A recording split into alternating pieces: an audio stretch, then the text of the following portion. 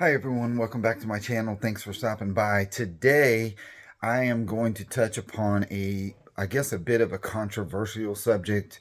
And I think it's just part of the issue of dealing with society and human beings, in that we want clear-cut answers to everything, right? If I follow this program from now till eternity, or now till the day I leave the earth, it's going to be productive, right? And the fact is that does not exist. Guys, I've been lifting weights for 35 years. I've studied the adaptations from resistance training. I've applied it to myself. I've applied it to clients. And I'm just telling you, if someone is pushing one set program, one program to follow from now until the end of time, I don't think that exists. So I wanted to talk about the volume intensity sort of, I guess, phenomenon. And I'm going to try to give you some examples, and then, you know, it, don't believe everything that I say. Go out and experiment for yourself and think about it. Um, but we appear to have two or three thoughts, I guess, or camps of thought, or groups of thought in exercise science, and that is, we have the low volume believers of low volume, high intensity, right? Whether it's perceived intensity or absolute or relative intensity, and then we have the higher volume approach, and the relationship between volume and intensity is, for the most part, inversely proportional. That's a big statement, but let me qualify that. As exercise volume increases, intensity does drop. I mean, it has to. Um, the most, I guess, the best example of that is, if I ask you today to go out and sprint 40 meters, you would run it as fast as you could, right? And if you're Tyreek Hill, you're going to run a, I don't know what he runs, a 40-yard dash in, a 4.3, something crazy. But then if we ask him to run that same 4.3 speed for a half mile, right? So his volume would increase, but over a half of a mile, his velocity or time wouldn't be the same for 40. He couldn't maintain that speed, and that's just the bioenergetic limitations of the human body. And there's a number of reasons for that reduction in intensity. So his speed, velocity would be the intensity of effort.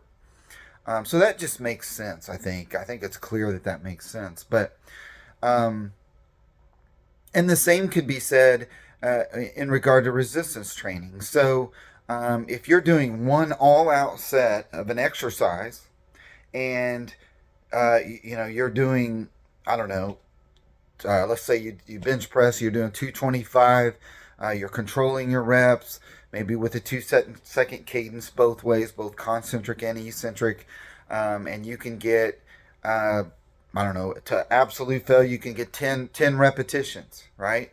And that's it. That's all you got to focus on, is those 10 reps. And then we take you and we ask you to do 3 sets with that same loading and same parameters. Your second and third set would be diminished, at least to a degree, and especially if you took the same set to failure, the same first set. Okay, I would believe that you would probably do, if you did 3 sets with 225, you might get 8 or 9 on the first set. The second set you might get 6 or 7, and then third set you might get 3 or 4, depending on how much your rest interval was. But the issue is, which way is correct, right? And then we've got the higher intensity believers that, they think that, going ultra high intensity, low volume is going to produce significant changes in outcomes. And then you've got the higher volume. If we do 8 or 10 or 15 sets per muscle group, you're going to, elicit structural changes and adaptations. And the fact is, they both work. The problem is, the body is very adaptive and will adapt to either approach. Okay, and if that's something that is foreign, or you wanted to debate that, or whatever, um, start off today and do one set of every exercise and try to increase over the next 4 to 6 weeks. And guess what? You will increase your sets and reps and the loading you're using. Okay, do that for 6 or 8 weeks. And if you're very advanced, you'll hit a wall rapidly where you cannot improve. Um, and then, one way of thought is, well, then you're not recovering. So we're going to add in more recovery days. And guess what? That will work for a period of time. So you do that for 6 or 8 or 10 weeks, and then go to the opposite approach. Go ultra high volume and do 10 sets per exercise. And you will feel a difference. You will be extremely sore if you were doing the bench press. Your pectoralis muscles, your shoulders, your deltoids, your triceps. If I'm just using the chest press exercise. If you go from one set to doing 10 sets, 10 times the volume, you will, or not quite 10 times the volume, because I don't believe the first set would equal the first set of the higher volume approach, because you're going to budget your energies to get the 10 sets in. So the 10 set approach, you're going to be extremely sore, right? And you're probably going to cause a whole lot more trauma to those muscle fibers that you're working. Why is that? It's because it's a different stress. It's a totally different workout. So both camps or schools of thought would debate, lower volume is the most appropriate, right? Because you get the minimum effective dose. You don't have all this excess wear and tear, perhaps. You don't have, and you're still stimulating an adaptation because you're working on a linear progressive overload. And that's true to a degree. But the problem is your body's going to adapt to it. It's going to adapt to everything. And especially as you get more and more advanced. The same about the high volume approach. You do that higher volume approach for 6 to 8, 10 weeks. You're going to reach a point where you're no longer improving in performance. You probably don't feel that same amount of muscular soreness. Not that muscular soreness is the end all be all or the focus of your training, but the answer is to manipulate both of those. So you train for a period of time with a moderate to lower volume approach. And I'm a fan of 1 to 3 sets per exercise. Absolutely. I'm a huge fan of 1 to 3 sets. But I'm also a fan of going, maybe not ultra high volume. I've experimented with it. It does work. And there's times that you can experiment with high volume, but probably a more moderate volume approach or set volume approach for the week. Maybe, I don't know, in that 8 to 12 sets per muscle group would be probably enough volume. But you should alter the volume. So that's one of the things that I've done in the training program that I've written is, I've built in where we kind of ramp up the volume over 3 or 4 weeks, and then we lower it. And I'll tell you what happens. It's a beautiful thing to see in the training logs in the app is, like say we start the ramp up phase with, I don't know, 2 sets of all the major exercises. And then the next week they go maybe to 3 sets. And then the final week of the ramp up may go to 4 or 5 sets. And they may be doing each muscle group once or twice a week during the ramp up phase.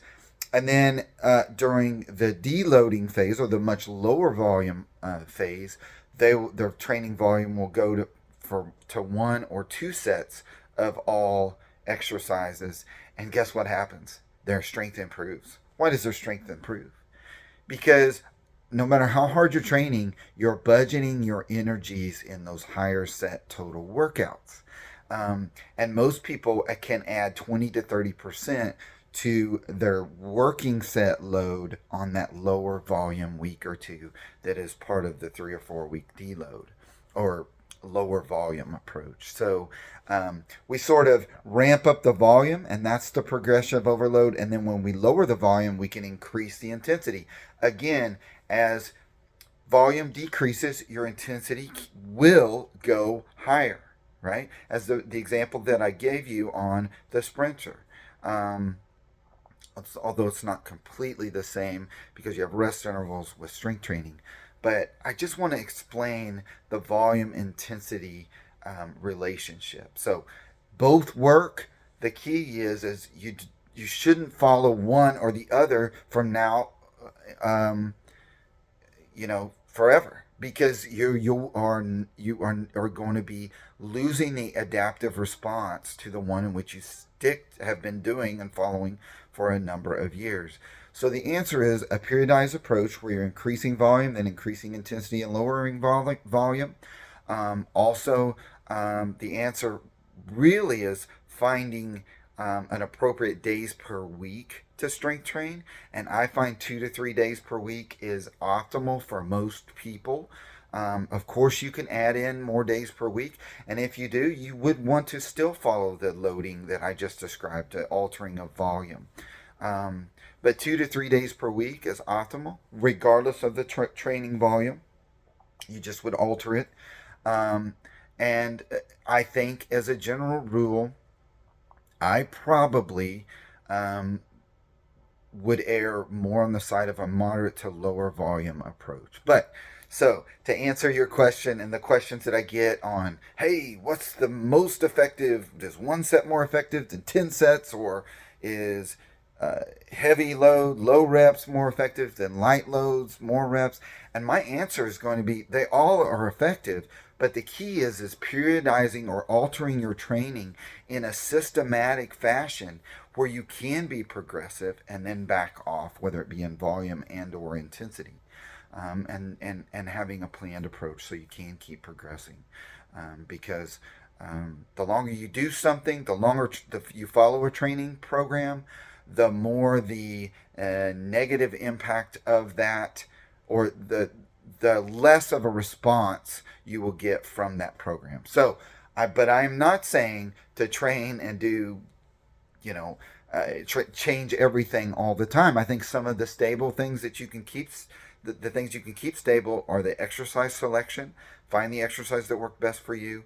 And again, your days per week, what you can follow 2, 3, 4 days a week, and be productive for you and what will work for you. So hopefully that helps answer some of the things.